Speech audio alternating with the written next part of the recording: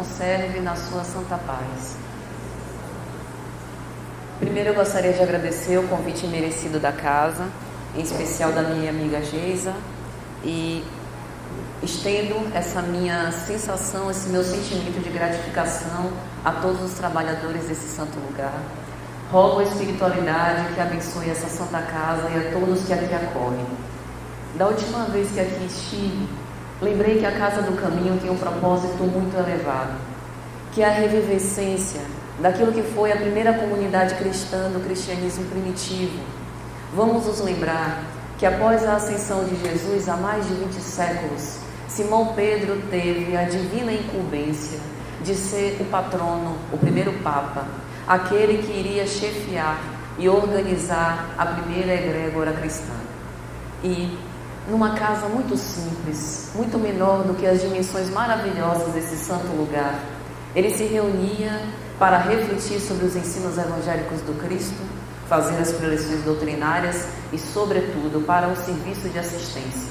Um serviço de assistência tão ostensivo como a Casa do Caminho faz ao redor dessas adjacências. Então louvamos o serviço aqui realizado e louvamos todos os trabalhadores infatigáveis desse lugar. O tema de hoje é muito especial e importante para todos nós, indiscriminadamente: o tratamento das obsessões ou as desobsessões. Primeiro nós precisaremos refletir qual que seria o nosso conceito em relação às obsessões. Por muito tempo, as obsessões elas foram mal compreendidas, como se existisse a figura de um algoz e de uma vítima, e que a obsessão, portanto, seria uma perseguição implacável de alguém que é um demônio, que é um ser fadado ao mal, que persegue o outro, que não quer que ele seja feliz, que causa contrariedades, que muitas vezes, como nós vemos nas subjugações, oferece uma situação em que leva o outro ao ridículo, outras vezes levando-o ao suicídio, sem que a suposta vítima tenha feito nada em relação a isso. Se nós tivermos uma visão materialista, realmente é assim que acontece. Mas nós estamos numa casa espírita e, à luz da doutrina espírita, nós temos um pensamento raciocinado, lógico, que é um contrassenso imaginar dessa forma. Se nós nos consideramos espíritos, se nós consideramos que somos seres inteligentes e imortais, nós sabemos que tivemos existências pregressas e teremos a eternidade pela frente. E, invariavelmente, em cada existência, nós fizemos vinculações, nós nos relacionamos com as pessoas. Quando Jesus disse que se você tem uma oferta e leva essa oferta para o altar, e se lembrar que alguém tem algo contra ti, vai, deixa a sua oferta, reconcilia-se com o seu adversário e depois volta, ele estabeleceu como a métrica da nossa evolução espiritual a forma como nós nos relacionamos com o outro. Ele disse: um mandamento é o principal da lei divina, da lei de Moisés: amar a Deus acima de todas as coisas e ao próximo como a si mesmo. Isso implica que eu não posso amar a Deus a quem eu não vejo, se eu não consigo exercer a paciência, a tolerância, a compreensão, a compaixão com aquele que eu lido diariamente. Por esse motivo, nós podemos entender as obsessões como um relacionamento mal sucedido, em que aquelas duas partes, outrora, tiveram uma vinculação e que os desdobramentos foram em respeito a espinhos e não em flores deixadas para o caminho. E como a vida é uma só, despojar-me dos envoltórios carnais não me faz deslindar daquela pessoa com a qual eu me relacionei. E essa vinculação vibratória, espiritual, permanece além dos tempos. O tempo é incapaz de dissuadir, de desvanecer essa vinculação. Mas existe outra característica, outra forma de manifestação das obsessões, que é aquela intuição, aquele pensamento repetido e que vai se prolongando por muito tempo, como se fosse uma ideia fixa, uma monoideia, que a gente não sabe de onde vem, mas que ouve, está de posse do nosso livre-arbítrio acolher, agasalhar essa ideia ou não. Por exemplo, O sentimento de melancolia e de angústia injustificável, que muitas vezes nos invade, pode ser uma influência, uma vez que nós somos antenas e estamos enviando e recebendo sinais em relação a todas as pessoas. Portanto, é mais que comum que, assim como nós podemos ter uma intuição positiva para os ideais superiores, nós também podemos ter influências negativas que podem nos levar ao despenhadeiro moral. Portanto, meus amigos, na obsessão não há coitadismo, e sim responsabilidade. Se nós passamos por esse tipo de situação odiernamente, é porque se nós formos devassar um tempo atrás, nós vamos perceber aí a raiz do problema. Eu estive conversando com um amigo meu, que é psicólogo clínico, orador espírita, muito conhecido de vocês, eu acredito, ele já esteve aqui na Casa do Caminho mais de uma vez, Flávio Santos. E eu perguntava para ele o seguinte: no seu consultório, como que você lida com problemas de relacionamento? Eu imaginei fazer essa pergunta porque talvez nós tivéssemos uma pista para o tratamento de desobsessões mais eficaz. Se nós consideramos que a obsessão é um relacionamento mal sucedido, talvez a psicologia analítica nos dê uma visão de como que nós podemos nos curar. E o que eu percebi é que a resposta que ele me deu tem toda a similitude com aquilo que Sueli Caldas Schubert vai colocar na sua obra, Obsessão e Desobsessão. Sueli Caldas Schubert tem um legado de mais ou menos 25 anos de atividades mediúnicas em que ela conduziu o tratamento de desobsessões. E nesse livro ela narra as particularidades em diversos casos de sucesso e tenta analisar, à luz do amor, como que o tratamento de desobsessão pode ser o exercício da psicoterapia do amor. Mas voltando à psicologia clínica, ele me respondeu o seguinte: toda vez que nós temos um relacionamento mal sucedido, nós percebemos que uma das partes tenta atacar a outra ao invés de estabelecer um diálogo. Portanto, em geral, guardadas as devidas proporções e as particularidades de cada caso, nós resolvemos isso numa atitude conciliatória, colocando os dois para conversar, para que eles se entendam, para que eles retirem do seu imo aquilo que lhe desagradou. Muitas vezes uma palavra ofensiva, um ato, uma agressão verbal ou física, ou algo que o outro faz que me atinge sem que ele perceba. E todas as vezes que nós sentamos para conversar, percebemos que ao projetar esse conteúdo no outro, nós estabelecemos um concílio, porque eu tenho uma oportunidade de dizer o que eu penso, como eu me senti em relação àquilo, e nós caminhamos para o perdão, psicoterapia do amor, e assim, com muita paciência, com muita calma, ao longo de muitas sessões, essas pessoas em geral se reconciliam. Isso quando há êxito, porque é lógico que casos que não têm êxito.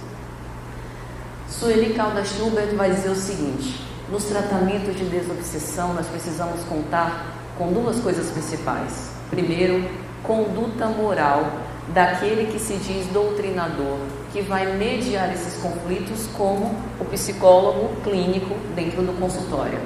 Então, nas reuniões de desobsessão, geralmente nós contamos com a figura de uma terceira parte que não tem relação com a vinculação entre as duas pessoas, uma que está sofrendo a obsessão e a outra que é a autora desses fenômenos obsessivos, para tentar entender o problema e conduzir a situação a um perdão.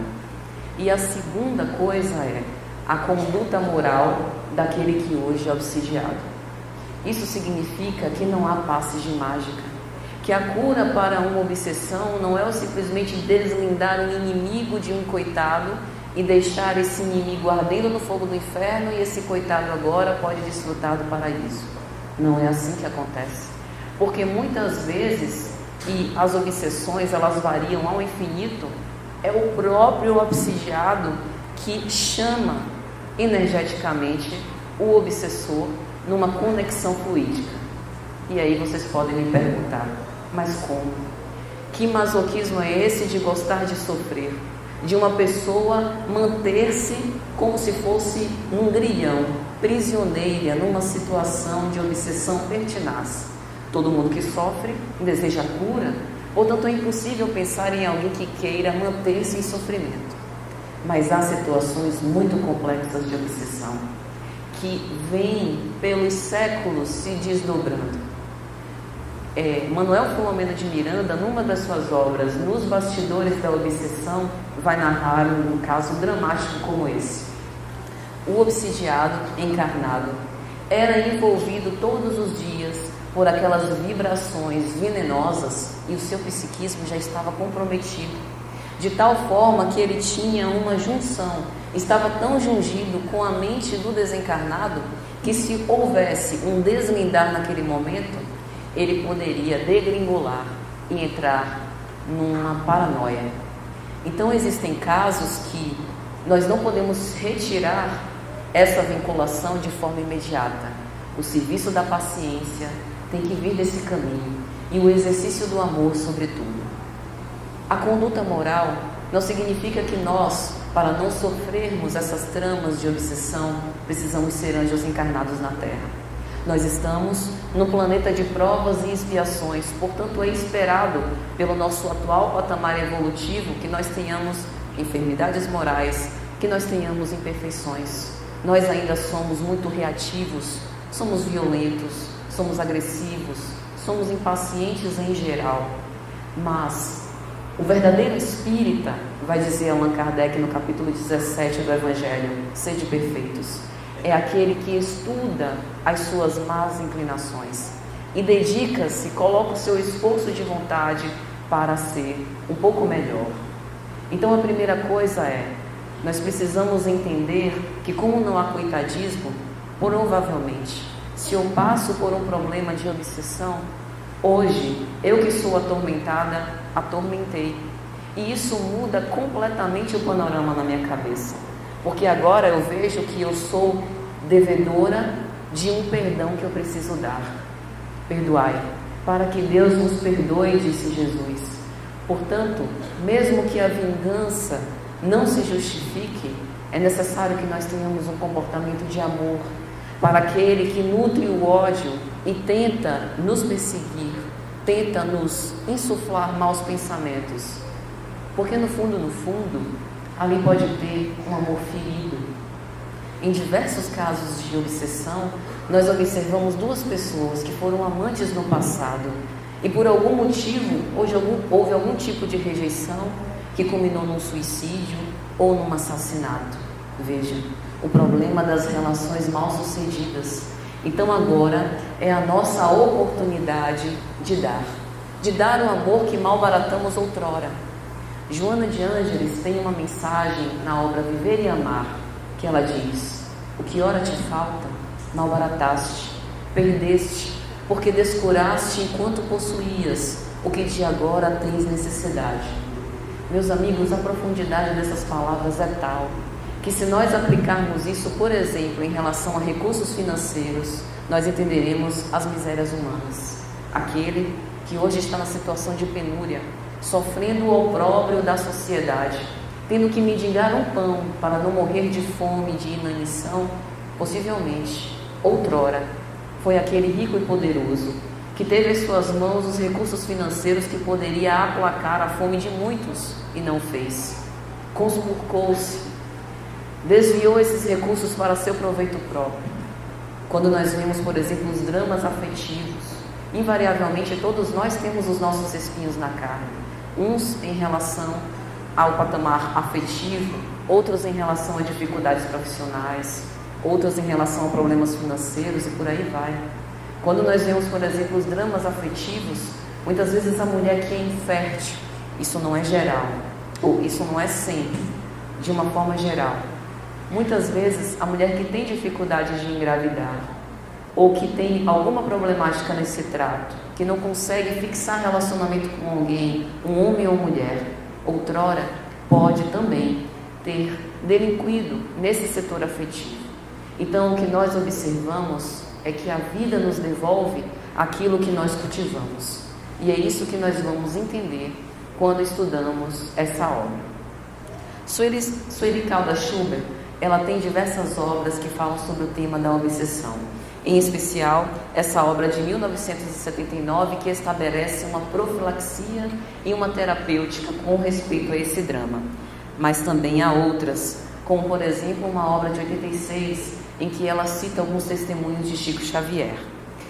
E dentro das obsessões que variam ao infinito, nós precisamos entender que, conforme nos diz o Espírito Emmanuel, a desobsessão não é caça ao fenômeno, e sim trabalho paciente do amor, conjugado ao conhecimento e do raciocínio associado à fé.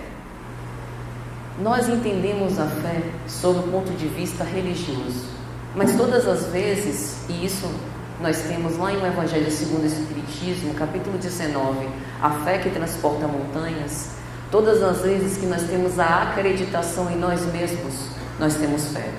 Isso significa que mesmo os ateus têm fé. A diferença é que a nossa fé é uma fé cristã, é uma fé no Messias, no Divino Rabi.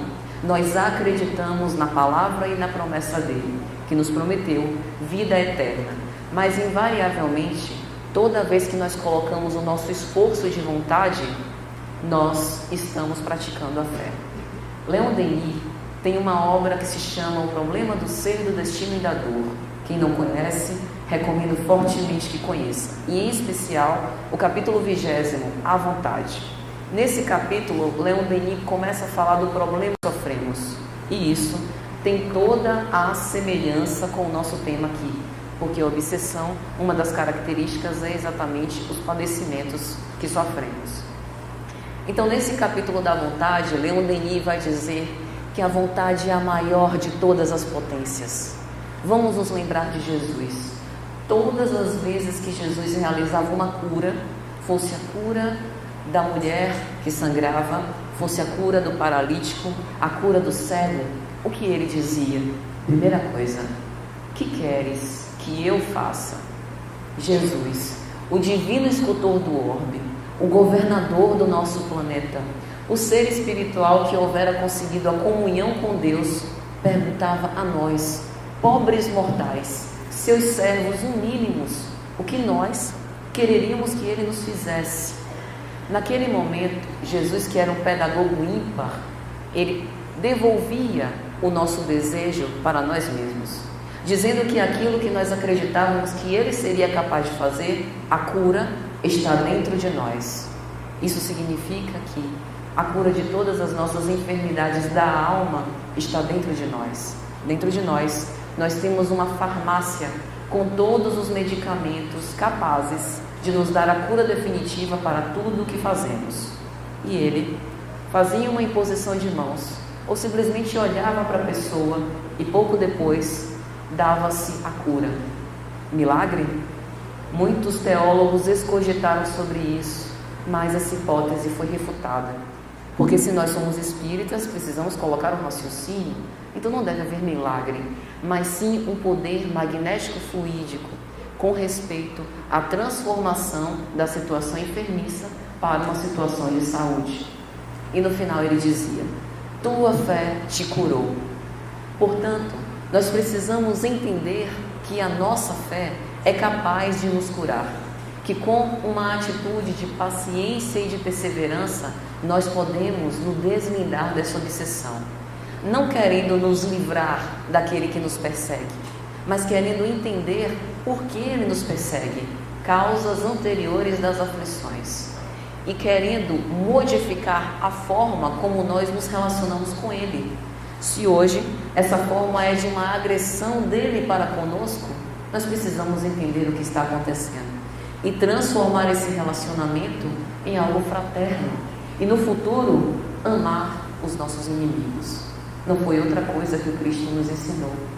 Amar aos vossos inimigos, perdoai, orai por aqueles que vos perseguem e que vos caluniam. Essa é a proposta. Uma proposta difícil, uma proposta que requer renúncia ao próprio ego, que requer renúncia aos nossos brios, mas uma proposta que vai nos dar algo que todos nós, eu tenho absoluta certeza, perseguimos: a felicidade. Mas a felicidade não é ausência de dor. Muitas vezes a dor é necessária para que nós possamos atingir a felicidade. Se nós vivêssemos todos uma vida contemplativa, sem nada nos espicaçar, provavelmente não nos seríamos incentivados a querer progredir. Portanto, a dor é uma escola, mas o sofrer é opinião nossa.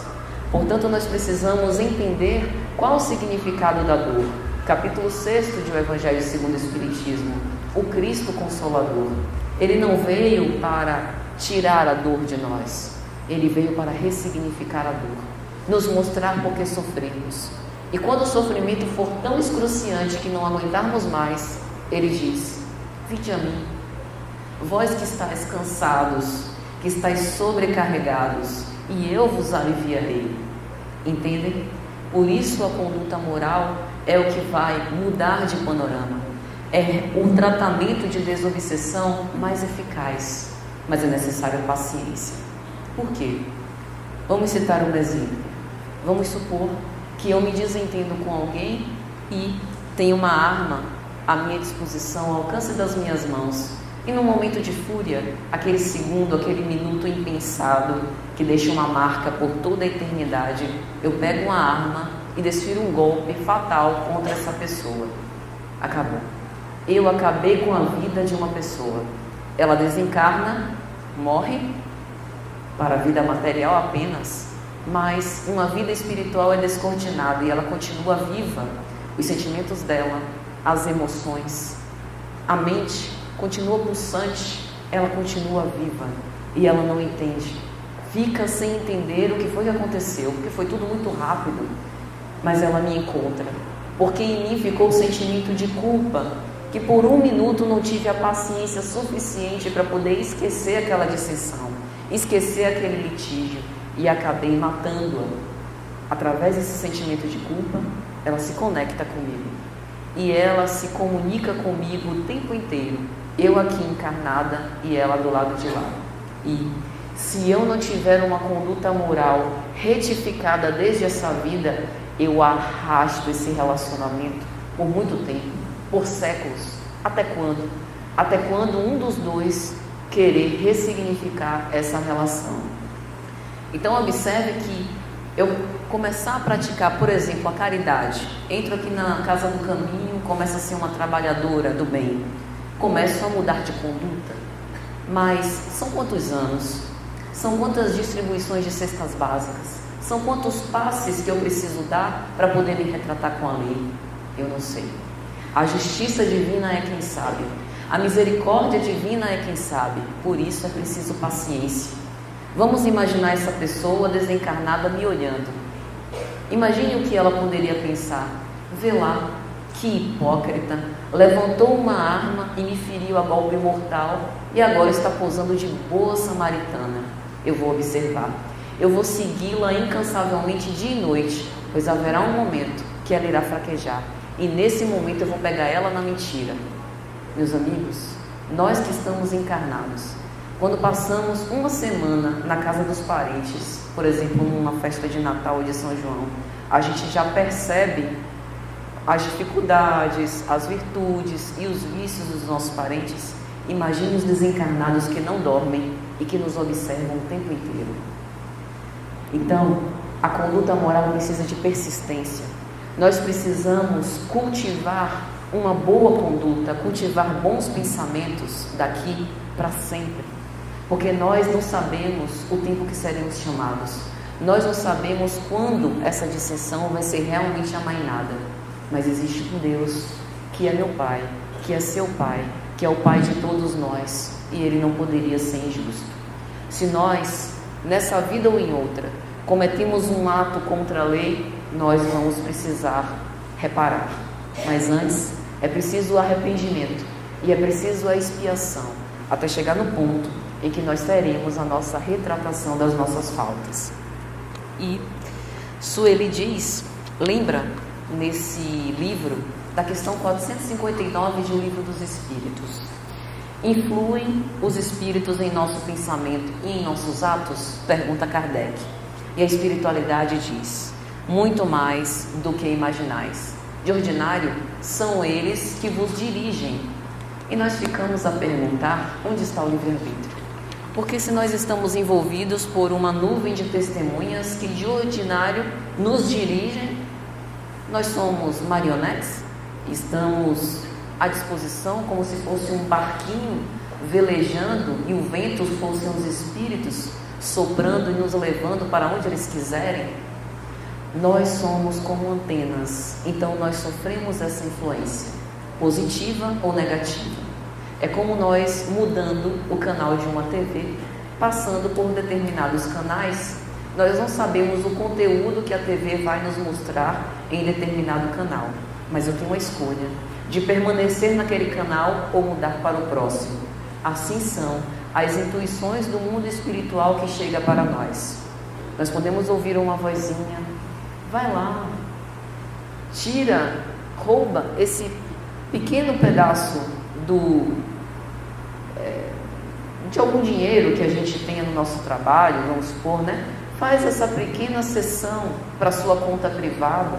É um valor irrisório, ninguém vai perceber, não tem ninguém olhando, tanto dinheiro aí. São aquelas pequenas contrariedades que nós temos, por exemplo, no trânsito. A gente às vezes está num determinado caminho, tem um irmão abençoado de Cristo que nos faz uma ultrapassagem sem avisar e a gente não espera e toma aquele susto. Aí vem a vozinha: se fosse eu, não deixava isso jamais, eu descia do carro e ia lá tirar satisfação. Mas assim como nós temos essas intuições, nós também temos as intuições elevadas. É como, por exemplo, nós estamos perdidos e vem uma intuição para seguir por um caminho ou por outro. Quando nós estamos atrasados e vem a intuição para que a gente não vá naquele compromisso. Vem uma outra atividade para que nós façamos e não vamos para aquele determinado lugar. Então é necessário filtrar, porque o livre-arbítrio é o exercício, segundo a lei de liberdade, parte terceira de O Livro dos Espíritos, que vai nos fazer agasalhar aquelas influências ou seguir a conduta moral reta que nós julgamos. E Sueli também fala uma coisa extremamente importante: nós somos o que pensamos, como diz Buda, mas nós também somos a soma daqueles que pensam como nós pensamos. Isso significa que nós estamos sendo levados por uma nuvem de testemunhas e que a qualidade dos nossos pensamentos, em certo nível, também nos diz como estamos moralmente. Nós passamos por dificuldades todos os dias, passamos por desafios que precisamos enfrentar, mas é necessário manter a nossa vibração a maior parte do tempo elevada, perdoar as ofensas, uma agressividade gratuita que chega para nós, fugir dos litígios. Quando Jesus, repetimos, diz que nós devemos nos reconciliar com os nossos adversários, ele abominava os litígios. Primeiro que os litígios não nos levam a lugar nenhum. Brigar para quê? Ter contendas para quê? Alimentar o nosso orgulho ferido para quê? Se ele foi o rei dos mansos, se ele apregoou que fora da humildade, da caridade, do amor, do perdão das ofensas, não há salvação.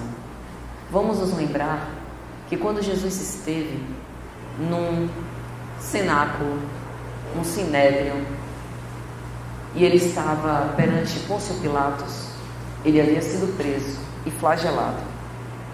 Nós estávamos ali com duas figuras: o governador de Roma, então Pôncio Pilatos, e Jesus, o governador da terra. Jesus tinha todos os poderes naquele momento para desmascarar e colocar aquele prédio abaixo, acabar com aquela situação humilhante ali mesmo, mas ele não faz. Ele se cala. Ele estava com uma cana imunda na mão, com uma coroa de espinhos sobre a fronte, ridicularizado, e nada faz. Pilatos lhe pergunta: és tu o rei dos judeus? E ele diz, sem ironia, sem fazer muxuxo, sem se melindrar: assim tu o dizes. E Pilatos lhe redargue: mas qual é a verdade? Como se Pôncio Pilatos pudesse alcançar a verdade sublime que o Cristo trazia consigo. Pilatos era um homem de conveniências políticas e ele estava vivendo no seu tempo. E ele pergunta à turba ensandecida do lado de fora: nesse momento eu lavo as minhas mãos, nada tenho contra esse homem. É o povo quem vai decidir o destino final dele. E ele pergunta: devo condená-lo? E a turba ensandecida mais clamava, pedindo a crucificação do Cristo. Como última opção, Pilatos começa a vergastar o Cristo, para ver se o povo diminuía sua euforia pedindo a crucificação. Nem assim. Apresenta Barrabás, um criminoso conhecido da sociedade local. Nem assim o povo libera o Cristo. E o Cristo vai, por amor, crucificado na sua paixão. Um amor próprio que ele mesmo cultivava e que espraiava em relação a todas as criaturas. Quantos motivos ele tinha para não perdoar, para parar de amar ali mesmo. Todas aquelas pessoas obsidiavam o Cristo de uma forma pertinaz e categórica, mas ele permanecia manso, pacífico, numa vibração que só ele tinha com as esferas superiores. É esse o aprendizado nosso, o aprendizado do perdão das ofensas, que não é fácil, mas é o caminho que vai nos levar para a felicidade fecunda e infinita do Criador. E Dona Sueli Caldas Schubert fala uma coisa muito especial também nessa obra. Ela diz que há diversos tipos de obsessão e que, na maioria das vezes, os obsessores se valem de intenções recônditas que muitas vezes são inconfessáveis por nós, mas eles nos veem. Muitas vezes é aquela intenção de vingança, de inveja que nós carregamos no nosso ímã. E em alguns tipos de obsessão, como por exemplo a obsessão por fascinação, em que uma pessoa, por exemplo um médium, se acha o detentor de toda a verdade, acha que ele é o paladino do bem e que as outras pessoas estão ali para servi-lo. Ele se acha detentor de uma vocação única, de ser o grande intermediário entre o mundo dos espíritos e o mundo material. E os obsessores acabam vendo esse orgulho, essa vaidade recôndita nele e reforçam essa qualidade. É por isso que o verdadeiro espírita, através da sua conduta moral de tentar estudar as suas más inclinações e combater as suas imperfeições, é assim definido. Porque no momento em que nós entendemos as nossas imperfeições, esse sentimento de orgulho e vaidade vai se sendo cada vez mais combatido. E assim nós vamos quebrando a força dessa tentativa de vinculação em relação às entidades perversas ao nosso respeito. Vamos nos lembrar também da parábola do semeador, porque o tratamento de desobsessões tem tudo a ver em como estamos enquanto solo. Jesus contou uma história mais ou menos assim: e um homem saiu a semear, e parte das sementes caíram ao longo do caminho, outra parte caiu entre os pedregulhos, mas como não criava raízes, o sol veio e extirpou as primeiras folhas verdes. Outra parte das sementes caíram entre os espinheiros, e os espinhos, vendo o viço da planta nova que estava nascendo, a sufocou. Mas parte das sementes caiu também na boa terra, e elas renderam 30 por 1, 60 e até 100 por 1. Nós somos considerados, enquanto almas, enquanto espíritos em evolução, solos. Nós somos os solos da parábola do semeador. E cada um de nós, nessa própria existência, estamos passando por uma transformação de solo. E Jesus explica a sua parábola. Ele diz que aquelas sementes que caem ao longo do caminho são nós, enquanto estamos desatentos. Muitas vezes recebemos as mensagens edificantes. Através do Evangelho aberto ao acaso, recebemos uma mensagem que pode nos levar a refletir em relação a uma situação que nos acomete e nós não damos importância. Muitos de nós, mesmo espíritas, ainda estamos acostumados ao fenômeno. É o fenômeno que nos sensibiliza e não a palavra de vida eterna do Criador. Então, nesse momento, nós somos como as sementes que caíram ao longo do caminho. E qualquer distração, qualquer inimigo, como na figura da parábola, nos tira essa oportunidade de iluminação. Mas há também o caso em que nós somos solos com pedregulhos. Os solos com pedregulhos é o seguinte: a semente cai, mas não consegue fincar raízes no solo. Então, quando o sol vem, acaba ressecando as folhas e essa planta, ela morre, esse fruto não chega a se desenvolver. Os pedregulhos é o seguinte: são as nossas oscilações. Nós estamos encarnados, vivendo na vida material, mas nós não podemos perder de vista que nós somos seres espirituais em ascensão. Então isso significa que os recursos da matéria são recursos para que eu possa aproveitar em prol da minha ascensão espiritual.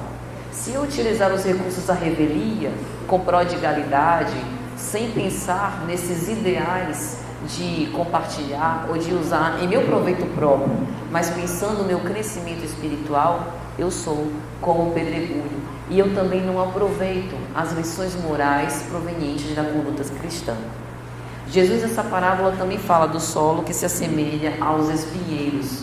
Quantos de nós não vivemos por conveniência? Muitas vezes, a própria fé que nós adotamos por uma conveniência social e política, porque na nossa família, os demais familiares são da mesma religião e aí nós vamos nessa linha porque não queremos nos indispor.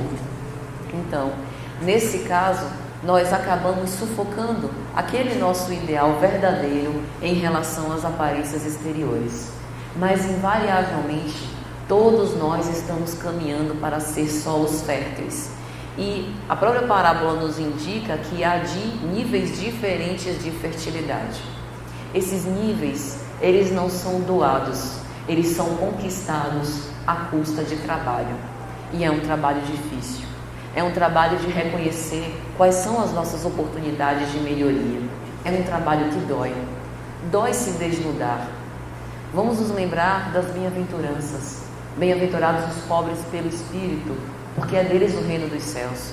Ser pobre pelo Espírito significa que eu tenho que estar despojado de recursos. Significa que para eu entrar no reino dos céus, ter o reino dos céus dentro de mim, eu preciso me livrar de tudo que é exterior. E nesse momento eu preciso querer. Eu preciso me abrir para a verdade divina. Muitos de nós nos encantamos com as palavras do Messias. Achamos bonito perdoar os inimigos, fazer bem àquele que nos persegue, calar perante as ofensas, ser crucificado em prol da vida eterna.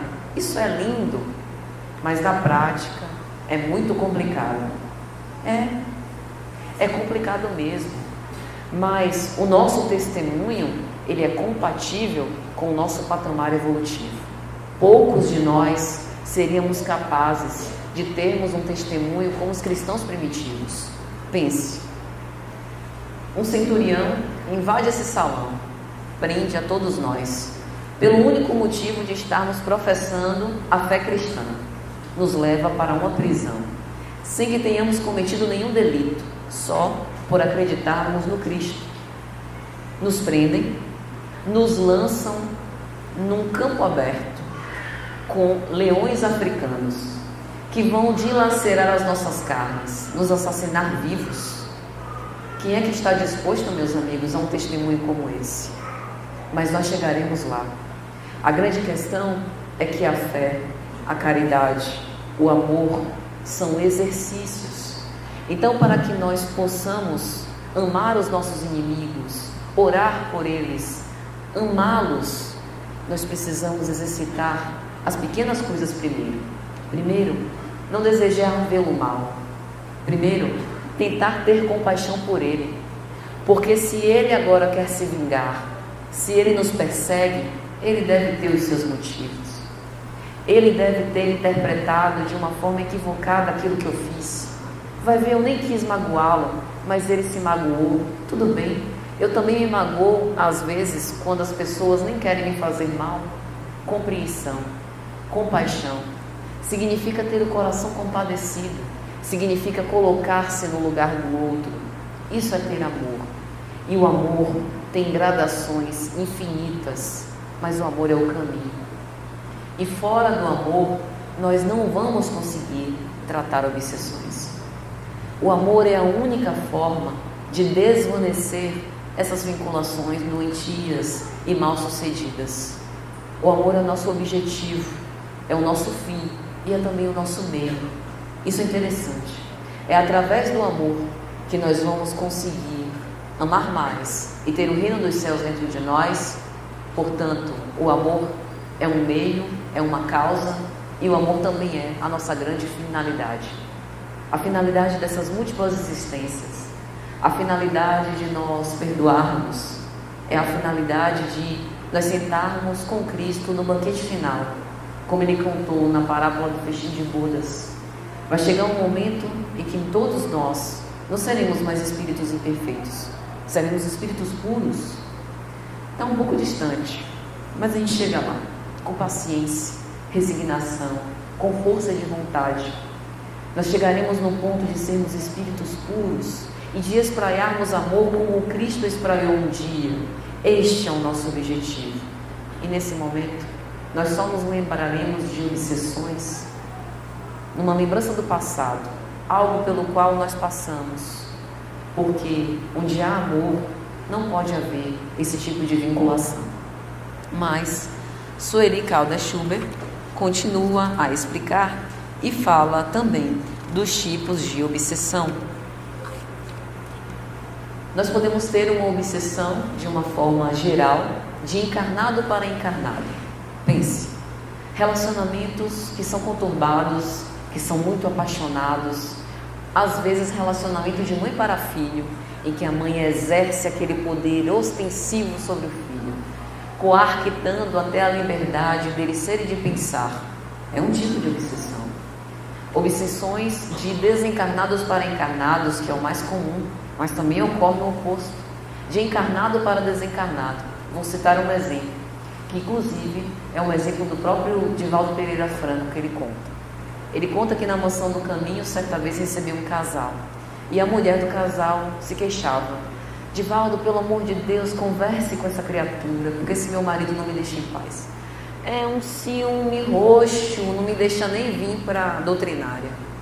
E aí ele: meu irmão, pelo amor de Deus, não seja assim, a posse é o oposto do amor, já dizia Carl Gustav Jung, não precisa desse ciúme todo. Na semana sequente, era o marido que se queixava, a mesma queixa: Divaldo, pelo amor de Deus, converse com essa mulher, que ela não me deixa em paz, é uma ciumeira, não pode vir ninguém me abraçar, que já cria um frisson. Isso não acontece com ninguém da gente, A gente já passou disso. E aí Divaldo conversava com ela. Enfim, Divaldo não sabia se havia ciúme realmente e de quem era, porque os dois se queixavam. A mulher do casal desencarna, e numa mediúnica ela aparece através de um médium encarnado se comunicando: Divaldo, eu gostaria de vos pedir, por tudo que há de mais sagrado, pede para meu marido, ex-marido encarnado, parar de pensar em mim. Ele fica o dia inteiro me chamando pelo pensamento, e eu aqui querendo seguir a minha vida, não consigo me deslindar disso. Obsessão, encarnado para desencarnado. E aí, pouco tempo depois, Divaldo conta, esse senhor casa-se novamente e reconstrói a sua vida. Então veja que a obsessão tem muitas nuances. Há também os casos da auto-obsessão. Imagine, obsediar a si mesmo. Muitas vezes achamos que tem um cortejo de espíritos nos seguindo e todos querendo se vingar conosco de algum trama das encarnações passadas, quando na verdade é só a nossa mente, auto-sabotando-nos para, através até do sentimento de não nos acharmos merecedores de determinada coisa boa que nos acontece, queremos progredir. A nossa mente tem um grande potencial criador. Então, nós precisamos entender que é também no exercício do amor próprio que nós vamos dissipando e fugindo dessas armadilhas. Mas o capítulo 12º dessa obra de Sueli Caldas Schubert fala sobre tratamento de desobsessão em crianças, e isso nos fere muito a sensibilidade, porque imaginarmos nós adultos, que já somos pessoas crescidas, já estabelecemos os nossos relacionamentos, já vivemos muito, é até esperado de imaginar possíveis desafetos. Mas observar uma criança em tenra idade que esteja sendo atormentada por essas incidências, por essas investidas de provavelmente seres desencarnados de outras existências, nos corta o coração. E aí, Sueli nos lembra de algo muito importante, que está inclusive na questão 199 de O Livro dos Espíritos. Ela abre o capítulo dizendo assim: nós devemos considerar a infância como um estado de recomeço para o espírito. A infância marca o nosso retorno da vida espiritual para a vida corporal. Nesse momento nós temos o esquecimento do passado e temos à nossa disposição, vai ser descortinada uma vida nova, uma vida de novas experiências, mas nós temos uma bagagem. Então, mesmo que sejamos fofinhos, criaturas angelicais, pequenos anjos encarnados na Terra, nós temos um passado. E aí na questão 199, a espiritualidade diz assim para Kardec: não é racional considerar-se a infância como um estado normal de inocência. Ela é um símbolo da inocência. Materialmente a vida começa ali, mas já que nós somos espíritas e consideramos a imortalidade da alma, nós sabemos que aquela vida, ela continuou de alguma coisa pregressa, de alguma existência pregressa. E ele continua. Então, quando nós observamos, por exemplo, em crianças, a perversidade, que não vem dessa vida atual. De onde vem senão? Da inferioridade do que a educação em nada contribuiu para isso. Analisar as tendências. Quando nós vemos, por exemplo, em crianças, aquelas tendências já de ser perverso ou de praticar a maldade, cabe a nós, pais, mães, educadores, professores, identificar. Porque a criança, ela também tem um psiquismo que vai se amoldando e se condensando com o tempo. Então, nós temos tempo de instruir aquela criança moralmente e ela vai fixando naquela existência esses bons conselhos. Se ela vai utilizá-los ou não, é o livre-arbítrio dela. Mas nós, como pais, mães e educadores, temos a missão de instruí-los para o bem. E nós seremos cobrados por isso. O que fizestes dos filhos que te confiei? Portanto, esse investimento é nosso. Nós somos semeadores dessas crianças. Mas as crianças que mais tarde serão adultos, depois da construção do ego, elas irão escolher se vão agasalhar os nossos bons conselhos ou não. Então, nesses casos de obsessão de crianças, o que a gente faz? Porque nessa tarde de hoje nós falamos muito em conduta moral, reforma íntima, exercício individual para seguir o bem em uma criança, que muitas vezes, a depender da idade, não tem nem a formação do ego ainda, portanto não sabe discernir o bem do mal, como cultivar bons pensamentos. O que é que se faz? Se ama muito e se tem muita paciência e se encaminha essa criança aos nossos tratamentos de fluidoterapia, às nossas preces fervorosas.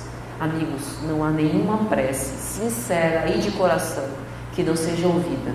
E, já caminhando para o final, eu gostaria de contar aqui um caso pessoal que tem a ver com o tema. Eu fui vítima, quando era criança, de uma obsessão pertinaz.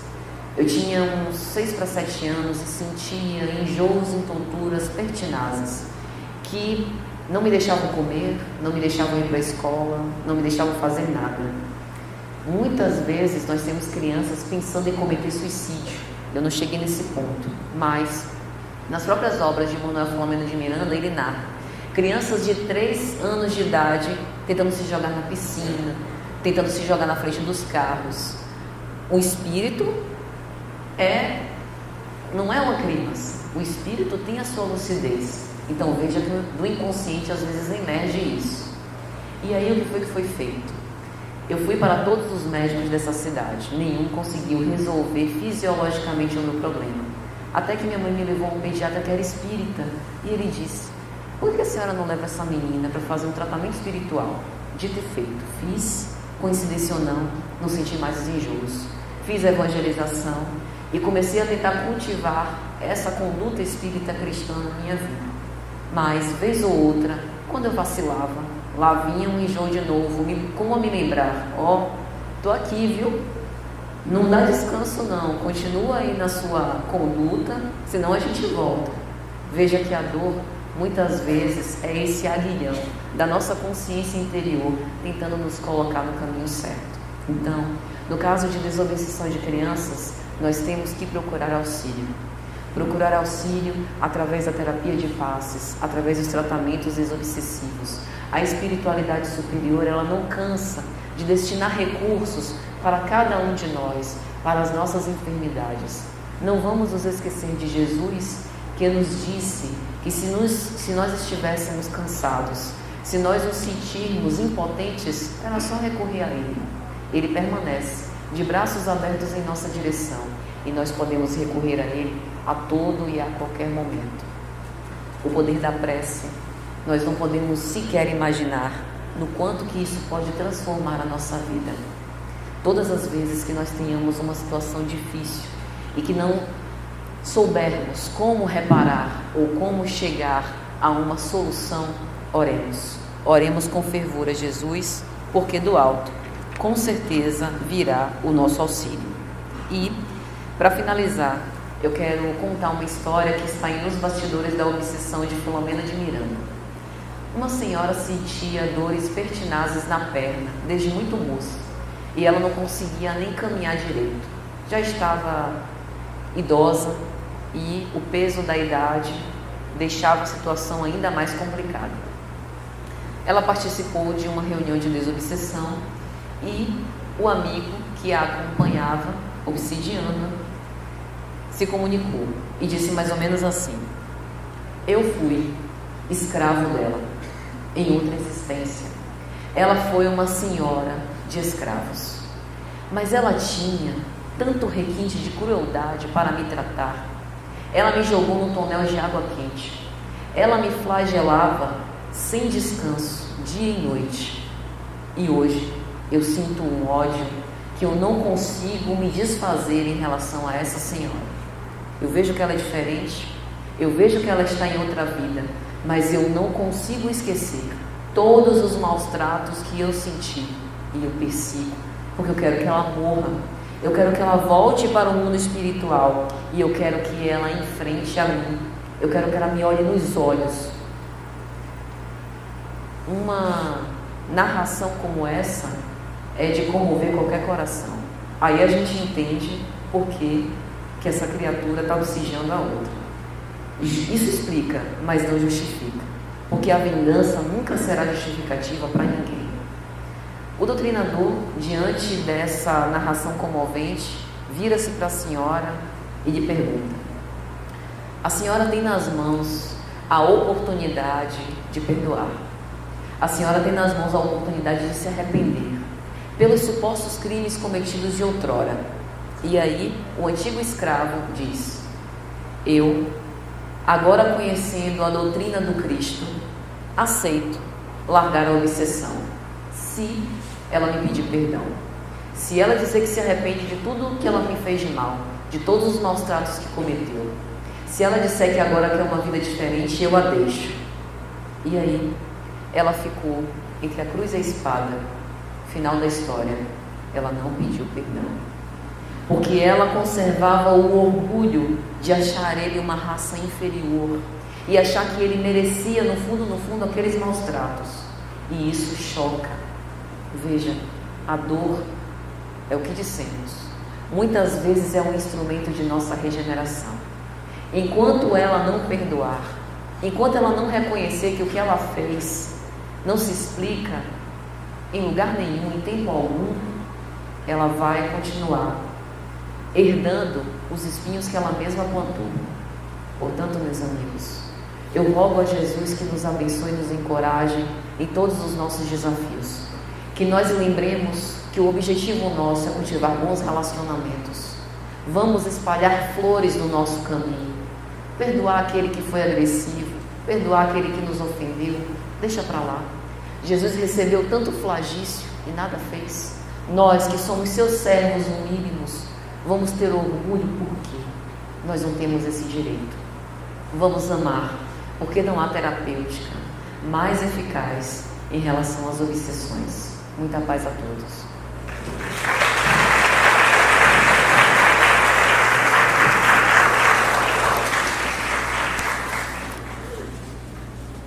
E neste momento nós agradecemos